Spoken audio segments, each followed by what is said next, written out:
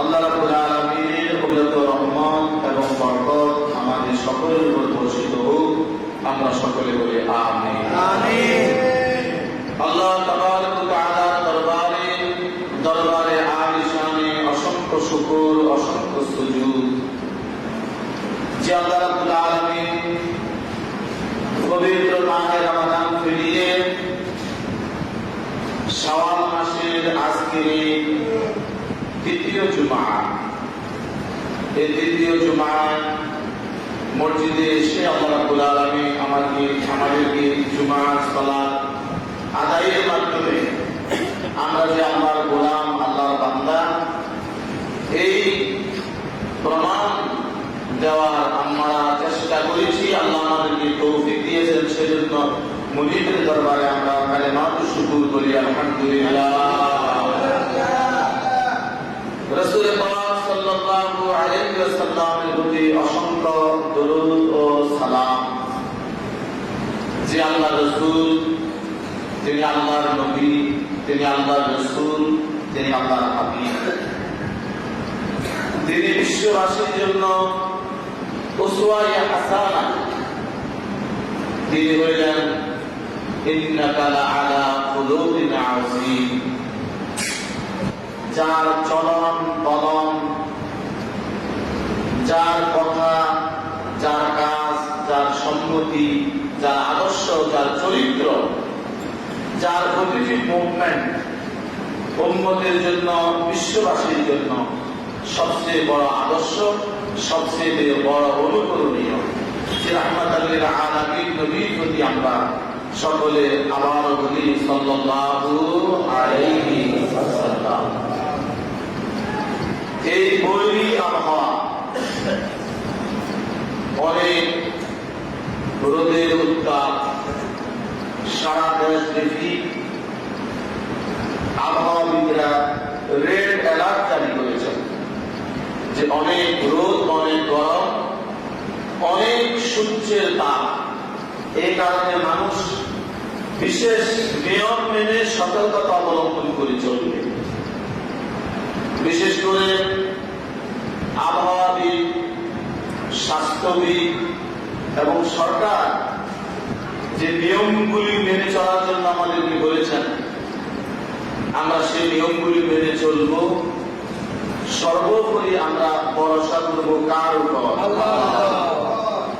আল্লাহ রাব্বুল আলামিন যেন আমাদেরকে এই মুসিবত থেকে, এই কষ্ট থেকে এবং এই যে উত্তাপ, এই গরম, এই রোগ, এটার কিন্তু আরেকটা ভালো দিকও আছে। এই জন্য আমি প্রায় বলি, আল্লাহ রাসূল বলেছেন যে ভালো মন্দ, সুখ দুঃখ সবকিছু আল্লাহর পক্ষ থেকে আছে এবং সবকিছু নিয়ামত, সবকিছু রহমত হয়তো বান্দা আমরা বুঝি না। আমরা কি বুঝি না? মুসিবতটাও আল্লাহর নিয়ামত, মুসিবতটাও আল্লাহর কি নিয়ামত। যেমন এই যে রোদ, এই রোদ তাপের কারণে যে ফসল, এই ফসল পাকতে, পরিপুক্ত হতে, এটাকে যে বাড়িতে এনে এটাকে সংরক্ষণ করতে রোদের দরকার আছে কিনা? সবকিছুতেই নিয়ামত, রহমত, বরকত রয়েছে, হিকমত রয়েছে। সবকিছুর মালিক কে? আল্লাহ। এই জন্য রোদ গরম যখন বেশি হবে, অনেক কষ্ট হবে। আপনার তাপমাত্রা 42-43 ডিগ্রি সেলসিয়াসের উপরে উঠে গেছে, যেটা আগে ছিল আরব কান্ট্রিতে, সেখানে ছিল মরুভূমি। আরব কান্ট্রিগুলি এখন হয়ে যাচ্ছে সুজলা সুফলা, শস্য শ্যামলা, আর আমাদের দেশ হয়ে যাচ্ছে আরব কান্ট্রির মতো। তো এটাও কিন্তু কিয়ামতের একটা আলামত। এটা কিয়ামতের কি আলামত? কিয়ামতের একটা আলামত। তো যখন অনেক তাপ হবে, কষ্ট হবে, তখন বলবেন আল্লাহুম্মা আজিরনি মিনান নার, আল্লাহুম্মা আজিরনা মিনান নার। আল্লাহ, দুনিয়ার আগুন, দুনিয়ার কষ্ট, দুনিয়ার তাপ, দুনিয়ার আযাব থেকে তুমি আমাকে রক্ষা করো। আখিরাতে জাহান্নামের আযাব থেকে তুমি আমাকে রক্ষা করো। রক্ষা করবেন কে? আল্লাহ। হাজির, আমি গত জুমায় আপনাদেরকে রাসূল পাক সাল্লাল্লাহু আলাইহি ওয়াসাল্লামের সুন্নাত আন-নিকাহু সুন্নতি, বিয়ে শাদী করা এটা আল্লাহর নবীর সুন্নাত। এটা কার সুন্নাত? আল্লাহর নবীর সুন্নাত। এটা সত্য মানুষের কাজ। এটা মানবতাকে টিকিয়ে রাখার উসিলা। এটা মানবতার জন্য একটা নিয়ামত, রহমত, বরকত হয়েছে এর নিকাহ। এই সম্পর্কে আমি গত জুমায় আপনাদেরকে কিছু আলোচনা করেছিলাম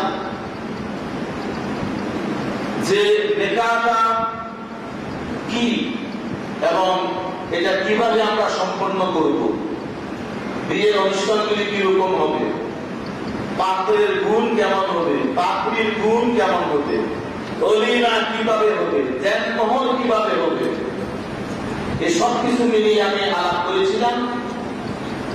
কিন্তু অনেক ব্যাপক আলাপের বিষয়, আলোচনার বিষয়, সময়টা সীমিত। তো যে কথাগুলি গত জুমায় বলেছিলাম সেগুলোর সাথে সম্পূরক হিসেবে আমি আজও আরো কিছু কথা বলবো। আল্লাহ রাব্বুল আলামিন এই কথাগুলি আমাকে, আমাদের সকলকে আল্লাহ রাসূলের সুন্নাত হিসেবে স্মরণ রেখে আমল করার তৌফিক দিন। সকলে বলেন আমিন। আমি বলেছিলাম আপনারা যখন ছেলেদেরকে বিয়ে করাতে যাবেন, আপনার মেয়েদের কয়টা গুণ দেখবেন? মনে আছে কয়টা? মাশাআল্লাহ, চারটা। কয়টা গুণ? চারটা। এটা আল্লাহ রাসূলের হাদিস। মেয়েদের সম্পদ দেখবা, মেয়েদের বংশ দেখবা, সৌন্দর্য দেখবা এবং ধার্মিকতা দেখবা। এরপরে আল্লাহ রাসূল বলেছেন সব কিছুর উপরে অগ্রাধিকার দিবা তার দিনকে, তার ধার্মিকতাকে। এবং আমি বলেছিলাম যে আমরা যখন মেয়ে বিয়ে দিব তখন আমরা ছেলেদের দেখব সততা, ধার্মিকতা, তার ব্যবহার, তার আচরণ, উপরন্তু সব কিছুর উপরে থাকবে তার ধার্মিকতা। তার কি থাকবে? ধার্মিকতা। আল্লাহ রাব্বুল আলামিন আমাদেরকে এর উপর আমল করার তৌফিক দিন। সকলে বলেন আমিন। মনে রাখবেন, সন্তানের বিয়ের বয়স যখন হবে, আপনার সামর্থ্য আছে, বউ আনলে এই বউটা আপনি খাওয়াতে পারবেন, আপনার বাড়িতে এসে তার মর্যাদা সহিত সে থাকতে পারবে। ছেলেদের খুব বয়স না বাড়িয়ে অল্প বয়সে বিয়ে করিয়ে দেন। আর মনে রাখবেন, আমি পজিটিভলি বলবো যে সকল ছেলেরা কম বয়সে বিয়ে করে, আমার একটা প্রত্যক্ষ যে তারা ভালো চরিত্রবান এরাই কম বয়সে বিয়ে করে। ঠিক কিনা বলেন? কম বয়সে বিয়ে করে, কারণ সম্ভাবনা আছে অধিক বয়স হয়ে গেছে, বিয়ে করছে না, অধিক বয়সের কারণে অধিক গুনাহ হওয়ার সম্ভাবনা আছে। আছে কিনা বলেন? হাতের গুনাহ হয়, চোখের গুনাহ হয় এবং ব্যক্তিগত গুনাহ হয়। এই জন্য সন্তানরা কম বয়সে বিয়ে করিয়ে বরকত দিবে কে? আল্লাহ। রিজিক বাইরে দিবে কে? আল্লাহ। রিজিক বাইরে দিবেন কে? আল্লাহ। আমরা বিয়ে করব, এই বিয়ে রাসূল পাক সাল্লাল্লাহু আলাইহি ওয়াসাল্লামের সুন্নাত বিয়ে করা। আবার রাসূল পাক সাল্লাল্লাহু আলাইহি ওয়াসাল্লামের সুন্নাত হলো প্রয়োজনে একাধিক বিয়ে করা। একাধিক বিয়ে করা সুন্নাত, এটা আপনারা জানেন? জানেন? এই শব্দটা শোনার পরে কি কারো কাছে খারাপ লেগেছে? না। একটি লোকের কাছে যদি খারাপ লাগে যে একাধিক বিয়ে করা এটা খারাপ জিনিস, এটা আল্লাহ রাসূলের সুন্নাত, আপনি ঈমান খারাপ হয়ে যাবেন। খবরদার, আপনি একাধিক বিয়ে করেন নাই, কোনো সমস্যা নাই। আবার আব্বাও করেন নাই, কোনো সমস্যা নাই। আপনার দাদাও করেন নাই, প্রয়োজন হয় নাই, কোনো সমস্যা নাই। আপনার ছেলেকেও করাবেন না, কোনো সমস্যা নাই।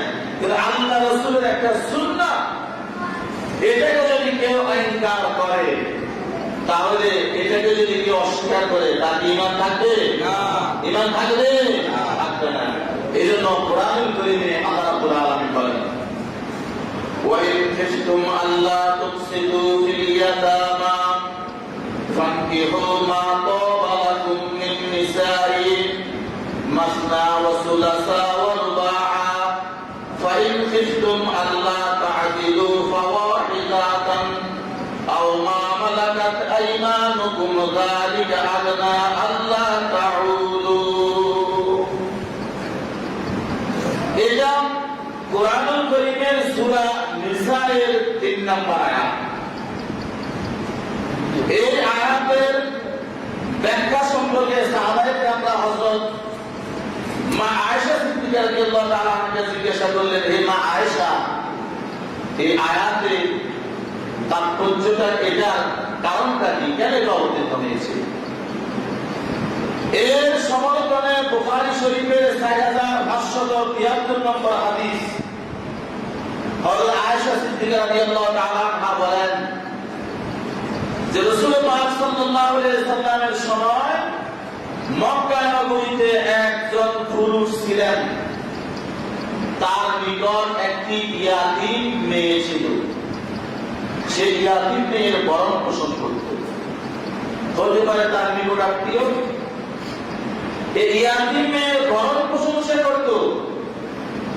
এই মেয়েটা যে ভরণ পোষণ করত, তার সম্পদের সাথে ওই মেয়েটারও সম্পদ ছিল। মেয়েটার একটা বিশাল বাগান ছিল, এই বাগানের অর্ধেক মেয়েটার ছিল, অর্ধেক তাকে যে লালন পালন করে তার ছিল। তখন তাকে যে লালন পালন করতে করতে যখন মেয়েটার এই ইয়াতীমটার বয়স যখন বিয়ের বয়সে উপনীত হয়েছে, প্রাপ্তবয়স্ক হয়েছে, তখন এই পুরুষটা দেখলো তাকে যদি অন্য জায়গায় বিয়ে দেওয়া হয় তাহলে তার সম্পদটা অন্য মালিক হয়ে যাবে। সুতরাং এই তাকে লালন পালনকারী লোকটাই তাকে বিয়ে করে রেখে দিল।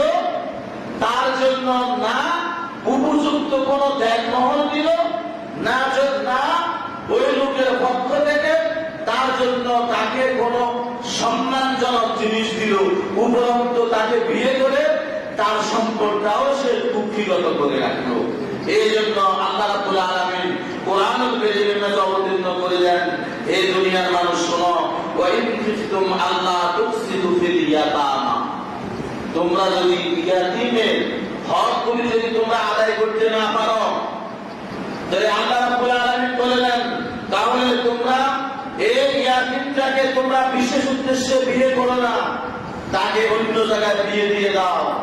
তুমি স্বাধীন মেয়ে দেখে, স্বাধীন রমণী দেখে তুমি বিয়ে করো।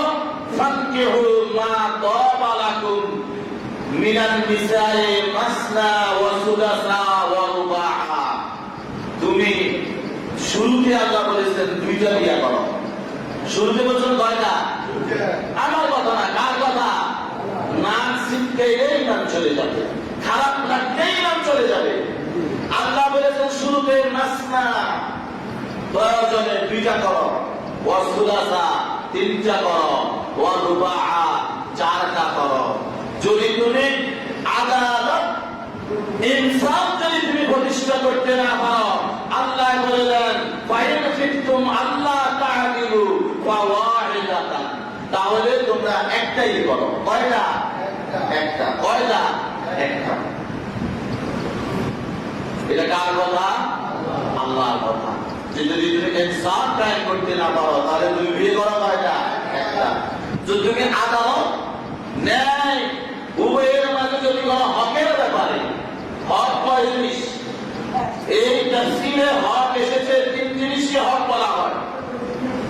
যে তিনটা জিনিস হলো হক, এক নম্বরে ভরণ পোষণ, দুই নম্বরে আবাসন, তিন নম্বরে শয্যা দাপন। ভরণ পোষণ দিতে হবে সমান মানে, আবাসন দিতে হবে সমান মানে, রাত্রি যাপন করতে হবে সমান মানে। যদি এতে যদি কোনো তুমি খেলাফ করো তাহলে আল্লাহ রাব্বুল আলামিন বুখারী শরীফের আরেক হাদিসে আছে, রাসূলুল্লাহ সাল্লাল্লাহু আলাইহি ওয়াসাল্লাম বলেছেন, যারা একাধিক বিয়ে করলো, স্ত্রীদের মাঝে আদালত স্থাপন করতে পারলো না, স্ত্রীদের মাঝে ইনসাফ স্থাপন করতে পারলো না, কিয়ামতের ময়দানে তারা অর্ধাঙ্গ হয়ে, অর্ধেক শরীর বিকলাঙ্গ হয়ে কিয়ামতের ময়দানে তারা উঠবে। সুতরাং বাবা দরকার নাই, আমরা বিয়ে করবো কয়টা? কয়টা? কিন্তু প্রয়োজনে একাধিক, প্রয়োজনে একাধিক। একাধিক বিয়েকে আপনি যদি নাকসিদ খান, নাজায়েজ মনে করেন, এটা এটাকে যদি অনুচিত মনে করেন, এটাকে যদি আপনি ঘৃণা করেন, তাহলে মনে রাখবেন আপনি মুসলমান নন। কেন এটা আল্লাহ রাসূলের সুন্নাহ। আল্লাহ রাসূল বিয়ে করেছেন 9টা বা 11টা। কয়টা? 9টা বা আল্লাহ রাসূল ইন্তেকালের সময় 9 জন স্ত্রী ছিল, 9 জন উম্মাহাতুল মুমিনিন ছিল। যে উম্মাহাতুল মুমিনিনের ব্যাপারে আল্লাহ রাব্বুল আলামিন বলেছেন ওয়া আজওয়াজুহু উম্মাহাতুহুম। আমি আল্লাহ বলে দিলাম দুনিয়ার মানুষ মুহাম্মদ রাসূলুল্লাহ সাল্লাল্লাহু আলাইহি সাল্লামের স্ত্রীরা হলেন তোমাদের রূহানি এবং ঈমানি মা। সুবহানাল্লাহ। কার কথা? আল্লাহর কথা। আল্লাহ রাসূল বেশি বিয়ে করেছেন, এই জন্য কি এই উম্মতের লাভ হয়েছে না লস হয়েছে? লাভ হয়েছে না লস হয়েছে? লাভ হয়েছে। বলছেন কি জন্য? হুজুরে বলছে, এই জন্য আমরাও বলছি, কিন্তু বুঝতে বলেন নাই। আমি হয়তো এই ওয়াজ করেছি 1 বছর আগে, কেননা 52 জুমা বলে আসলে আমি চেষ্টা করি ওর আপনার বছরে একটা বিষয়ে আমি 1 জুমা আলোচনা করার চেষ্টা করি। হয়তো কোনো কারণে ভুল যদি এসেও যায় একটা বিষয়, তবে এটা খুব বেশি হয় না। আমি 1 বছর আগে আলোচনা করেছিলাম রাসূল পাক সাল্লাল্লাহু আলাইহি সাল্লাম বলেন, এই পৃথিবীর এই বিশ্ব সমাজ, এই পৃথিবীটা যদি একটা বিদ্যালয় হয়, তাহলে এই বিশ্ববিদ্যালয়ে এই পৃথিবীর বিদ্যালয়ে আল্লাহ নবী বলে দিয়েছেন বুইস্তু মুআল্লিমান লিউতাম্মিমা মাকারিমাল আখলাক, যে আল্লাহ রাব্বুল আলামিন আমাকে এই পৃথিবীতে সমস্ত পৃথিবীবাসীর মহান শিক্ষক, প্রধান শিক্ষক করে বানিয়েছেন। সুবহানাল্লাহ। আল্লাহ রাসূলের কথা বুইস্তু মুআল্লিমান, আমি বিশ্ববাসীর জন্য শিক্ষক। সুবহানাল্লাহ। তো এই পৃথিবীতে অর্ধেক নর আর অর্ধেক নারী। তো এই নরদেরও শিক্ষক হলেন মুহাম্মদ রাসূলুল্লাহ, নারীদেরও শিক্ষক হলেন মুহাম্মদ রাসূলুল্লাহ সাল্লাল্লাহু আলাইহি সাল্লাম। তবে নারীদের সকল কথা, সকল সমস্যা, সকল বিষয় সরাসরি আল্লাহ রাসূলকে বলা, আল্লাহ রাসূলও বলে দেওয়া, সেটা হয়তো সবকিছু সমচীন ছিল না বিদায় আল্লাহ রাসূলের কাছ থেকে আল্লাহ রাসূলের আজওয়াজে উম্মাহাতেরা, আল্লাহ রাসূলের স্ত্রীরা আল্লাহ রাসূলের কাছ থেকে শিখে নিতেন। দুনিয়ার মুসলমান মহিলারা আপনার উম্মাহাতুল মুমিনিনদের কাছে প্রশ্ন করতেন, তাদের কাছ থেকে শিখে নিতেন। তাহলে আল্লাহ রাসূলের 1.5 লক্ষ সাহাবী, আল্লাহ রাসূল ছিলেন এই বিশ্বের, এই পৃথিবীর সমস্ত পুরুষের জন্য আল্লাহ রাসূল প্রধান শিক্ষক, সাহাবায়ে কেরাম 1.5 লক্ষ সাহাবারা ছিলেন সহকারী শিক্ষক, আর আল্লাহ রাসূলের 11 জন স্ত্রী ছিলেন মহিলা শিক্ষিকা। বলুন সুবহানাল্লাহ। বিশ্বে অর্ধেক নর অর্ধেক নারী, অর্ধেক নর অর্ধেক নারী। তো এই বিশ্বে অর্ধেক নরের জন্য রাসূল পাক সাল্লাল্লাহু আলাইহি সাল্লাম রাহমাতাল লিল আলামিন বুইস্তু মুআল্লিমান, প্রধান শিক্ষক। 1.5 লক্ষ সাহাবী হইলেন সহকারী শিক্ষক, আর তার বিপরীতে মহিলা শিক্ষিকা উম্মাহাতুল মুমিনিন আজওয়াজুল মুতাহহারাত, তিনারা হইলেন 11 জন। কয়জন? কম না বেশি? এবার বলেন, মহিলাদের তুলনায় পুরুষের যত শিক্ষক 1.5 লক্ষ সাহাবী, মহিলাদের তার তুলনায় 11 জন আজওয়াজুল মুতাহহারাত উম্মাহাতুল মুমিনিন। তাহলে সংখ্যাটা কম হয়ে গেল না? কম হয়ে গেল না? আল্লাহ রাসূল যদি 11টা নয় 111টাও বিয়ে করে দেন, তাহলে এই উম্মতের জন্য কল্যাণ ছিল না অকল্যাণ? কল্যাণ ছিল। কি ছিল? কল্যাণ। রাসূল পাক সাল্লাল্লাহু আলাইহি সাল্লামের এটা ওনার জন্য স্পেশাল একটা বিষয় ছিল। কোন মুসলমান একসাথে 4টা অধিক স্ত্রী রাখা হারাম। 4 অধিক স্ত্রী রাখা কে? হারাম। রাসূলুল্লাহ সাল্লাল্লাহু আলাইহি ওয়াসাল্লাম দ্বীনে দাওয়াত দিচ্ছেন, ওই সময় ইহুদি ধর্ম অনুসারীরা এসে আল্লাহ রাসূলের কাছে দ্বীন কবুল করলেন, খ্রিস্টান ধর্ম অনুসারীরা এসে আল্লাহ রাসূলের কাছে দ্বীন কবুল করলেন। ইয়া রাসূলুল্লাহ, আমার তো ঘরে 8 জন স্ত্রী। আল্লাহ রাসূল বললেন 4 জনকে আলাদা করে দাও, 4 জনকে রেখে দাও, তাদের হক দিয়ে 4 জনকে বিদায় করে দাও। কেননা মুসলমানদের শরীয়তে 4 এর অধিক একসাথে স্ত্রী রাখা যাবে না। সুবহানাল্লাহ। রাসূল পাক সাল্লাল্লাহু আলাইহি সাল্লামের সাথে কি উম্মতের তুলনা হয়? না, উম্মতের তুলনা হয়? খবরদার। আল্লাহর রাসূল শরীয়তের কাছে দায়বদ্ধ নয়, আল্লাহ রাসূল নিজেই তো শরীয়ত। সুবহানাল্লাহ। আল্লাহ রাসূলকে শরীয়তের কোন আইন দিয়ে ব্যাগ দিয়ে রাখা যায় না। আল্লাহ রাসূল নিজের শারে শরীয়ত তিনি প্রণয়ন করেছেন। আল্লাহ রাসূলের কাছে কোরআন এসেছে, আল্লাহ রাসূলের কথাই হয়ে গিয়েছে শরীয়ত। সুবহানাল্লাহ। তাহলে আল্লাহ রাসূলের 11টা বিয়ে কেন বিয়ে ছিল জানেন? ইয়া রাসূলুল্লাহ, আমার স্বামী মারা গেছে, আমার অনেক সম্পদ, আমার অনেক রূপ, আমার সন্তান, দুষ্ট মানুষেরা চায় আমাকে তাদের আয়ত্ত নিয়ে আমার রূপ নষ্ট করবে, সম্পদ নষ্ট করবে, সম্পদ নষ্ট করবে। ইয়া রাসূলুল্লাহ, আমি আমাকে সন্তান সম্পদ সহ আপনার কদমে সুধি দিলাম, আপনি আমাকে গ্রহণ করে নেন। আল্লাহ রাসূল চুপ রইলেন। আল্লাহ আয়াত অবতীর্ণ করে দিলেন, ইয়া রাসূলুল্লাহ, আপনি তাকে স্ত্রী হিসেবে কবুল করেন। সুবহানাল্লাহ। এটা স্পেশাল, এটা কি স্পেশাল? সুতরাং রাসূলের এই আদর্শকে অস্বীকার করলে নাকসিদ পেলে গুনাহগার হবে। আমাদের দেশের আইনও কিন্তু একাধিক বিয়ে করার আইন আছে, আমাদের কনস্টিটিউশন সংবিধানে আছে। যদি কোন মেয়ে যদি বন্ধাত্ম হয়, বন্ধা হয়, বাঁচা, যদি কোন মেয়ে অনেক দুর্বল শরীর, স্বামীর সংসারের কাজ করতে পারে না, অনেক দুর্বল, অনেক অসুস্থ, জৈবিক যে চাহিদা এটা তার কাছে নাই। আমাদের বর্তমান সংবিধানের আইন প্রথম স্ত্রীকে সাথে আলাপ করবে, স্ত্রী অনুমতি দিবে, তারপরে বিয়ে করবে, এটা সংবিধানের আইন। কিন্তু শরীয়তের আইন হয়েছে যে প্রথম স্ত্রীর অনুমতি নেওয়া, এটা আমাদের সংবিধান বলেছে, কিন্তু ইসলামী শরীয়তে প্রথম স্ত্রীর অনুমতি নেওয়ার কোন বিধান নাই। যদি আপনি মুসলমান হন, যদি আপনি ইসলামী শরীয়ত মানেন, তাহলে আপনাকে এটা মেনে নিতে হবে, এটা ইসলামী শরীয়তের আইন। সুতরাং প্রয়োজনে মুসলমান একাধিক বিয়ে করবে, এটা নবীর সুন্নাত। আর যারা বিশেষ করে ওয়েস্টার্ন কান্ট্রির লোকগুলা, পশ্চিমা যারা আছে, তারা আল্লাহ রাসূলের সুন্নাতকে নাকসিদ দেয়। মুহাম্মদ নিজে একাধিক বিয়ে করেছে, তার উম্মতকে বেশি বিয়ে করতে বলে। মুহাম্মদের নিয়মটা ভালো না, চরিত্র আদর্শটা ভালো না, ইসলাম ভালো না, বলুন নাউযুবিল্লাহ। সেই দেশেই প্রতিটি মোড়ে মোড়ে পতিতালয়। বলেন তো, একটা মেয়ে পতিতালয়ে গেল, তার কাছে 10 জন 100 পুরুষ গেল, এটা কি তার ইজ্জত না সম্মানের সহিত একজন পুরুষের ঘরে গিয়ে সে রাজার ঘরে রানীর মতো জীবন যাপন করবে? এটা তার ইজ্জত না? এটা তার কি ইজ্জত? একাধিক বিয়া, পুরুষেরা হাটে মাঠে যায়, পুরুষেরা সৈনিক হয়, পুরুষেরা পুরুষ হয়, পুরুষেরা সেনাবাহিনী হয়, পুরুষেরা ঝুঁকির কাজ করে।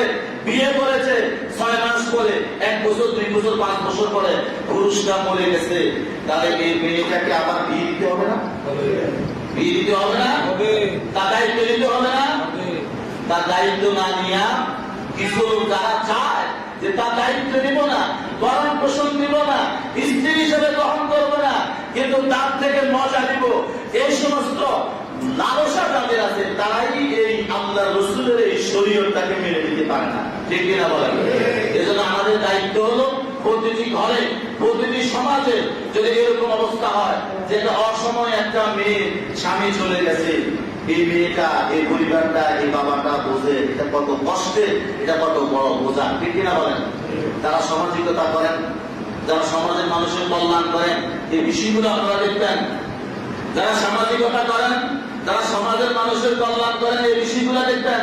এটা অনেক বড় কাজ, এটা অনেক বড় ন্যাকের কাজ, এটা অনেক বড় সওয়াবের কাজ। সুতরাং মুসলমানরা ইসলামী শরীয়ত, আল্লাহ রাসূল যেটা নির্ধারণ করে দিয়েছেন, এটা আমাদেরকে মেনে নিতেই হবে। কিভাবে? আমি অনেকগুলি কিতাব দেখে আসলাম গতকাল রাত্রে। আমি 12টা 1টা পর্যন্ত কিতাব দেখছি। আমি অনেকগুলি নোট করেছি, বলার সময় তো নেই। কেন বিয়ে করবেন মুসলমান একাধিক? আপনি আপনার একটা বলেছে রাসূলুল্লাহ সাল্লাল্লাহু আলাইহি ওয়াসাল্লাম বলেছেন, তোমরা এমন মেয়েকে বিয়ে করো যে মেয়ের মায়ের নানি দাদি সন্তান বেশি হয়েছে, যে বংশ সন্তান বেশি হয়। বেশি সন্তান হলে আমার উম্মত বেশি হবে, কিয়ামতের ময়দানে আমি উম্মত নিয়ে আল্লাহর দরবারে আমি গৌরব ভোগ করব।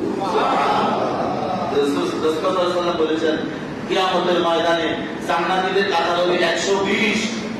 আমার উম্মতের বেশি বেশি সন্তান হবে, বেশি বেশি বিয়ে করবে, এই জন্য আমার উম্মতের লাইন হবে 80টা, আর বাকি সকল নবী রাসূলের উম্মতের লাইন হবে 40টা।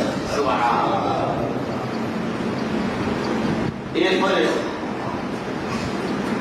একটা পুরুষ যদি একটাই বিয়ে করে, সারা পৃথিবীর পরিসংখ্যানে দেখা যায় পুরুষেরা বিভিন্ন কারণে নারীদের আগে মরে যায়। একটা পুরুষ যদি একটাই বিয়ে করে, ওই সমাজে এই রাষ্ট্রে যদি কোন দেখা যায় যে পুরুষ কম মহিলা বেশি, কিছু মহিলা বিয়ে ছাড়া বাকি রয়ে গেল, তাহলে তাদের কি করবেন? তাদের দায়িত্ব কে নিবে? পুরা সমাজের সবাই আপনার কাছে দায়বদ্ধ হতে হবে। এটা তাত্ত্বিক বিষয়, চিন্তার বিষয়, যৌক্তিক বিষয়।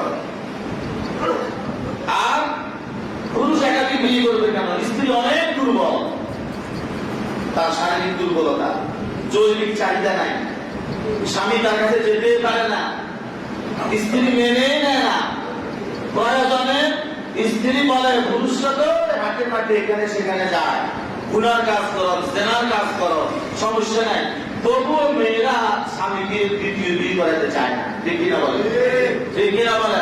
কিন্তু তোমার স্বামীটা যদি বৈধভাবে আরেকটা বিয়ে করে তোমার সংসারের সহকারী হতো, তোমার জন্য এহসান হতো, তাহলে তোমার স্বামীর গুনার কাজ হতো না, সেও জান্নাতি হইতা, তুমিও জান্নাতি হইতা। তুমি তাকে সুযোগ দেওয়া নাই বিদায় তুমিও জাহান্নামী হইতা, গুনাহ করার কারণে সেও জাহান্নামী হবে। ঠিক কিনা বলেন? ঠিক কিনা বলেন? এই জন্য এটা রাসূল পাক সাল্লাল্লাহু আলাইহি ওয়াসাল্লামের সুন্নাত, এটা আমাদেরকে মেনে নিতে হবে। আর প্রত্যেক ধর্মে, হিন্দু ধর্ম বলেন, খ্রিস্টান ধর্ম বলেন, ইহুদি ধর্ম বলেন, পৃথিবীর যত ধর্ম আছে সকল ধর্মে বাবা ইব্রাহিম আলাইহিস সালাম বিয়ে করছে কয়টা? দুইটা বিয়ে। ওনার দ্বিতীয় সংসারে তো ইসমাইল ও জবিহুল্লাহ। দ্বিতীয় বিয়ে যদি না করতো ইব্রাহিম আলাইহিস সালামের ছেলে ইসমাইল কি হইতো? ইসমাইল কি হইতো? হইতো না। হযরত সুলাইমান আলাইহিস সালাম বিয়ে করছে 60টা বিয়ে করছে।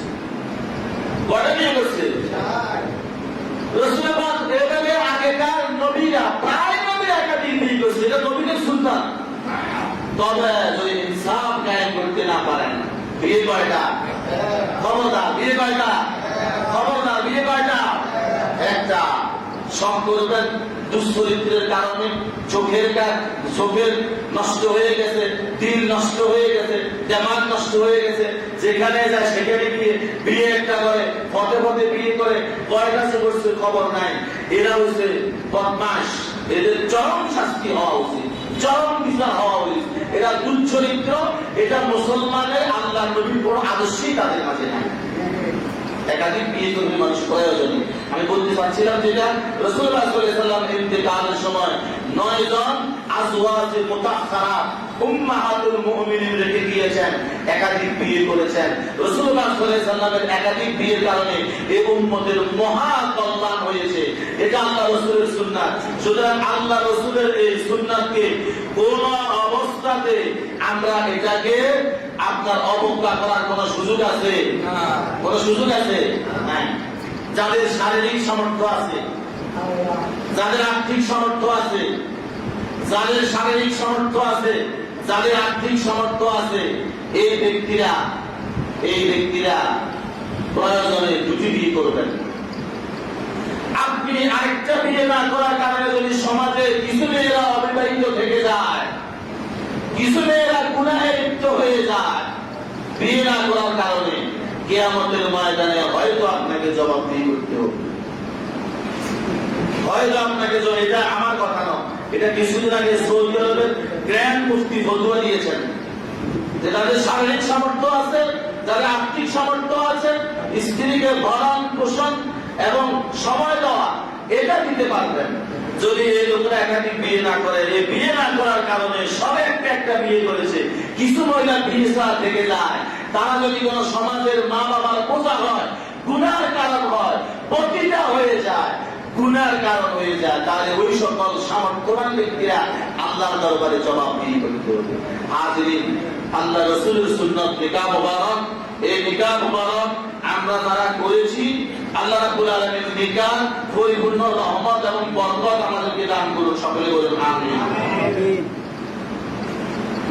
হাজিরিন, আমরা আমাদের হয়েছে সামান্যতম কিছু কাজকর্ম করে আমাদের সন্তানদের ইজ্জতের হেফাজতের জন্য, আমাদের সন্তানদের দুনিয়া আখিরাত প্রভূত কল্যাণের জন্য, বরকতের জন্য আমরা আমাদের সন্তানদেরকে বিয়ে করিয়ে দিব ইনশাআল্লাহ।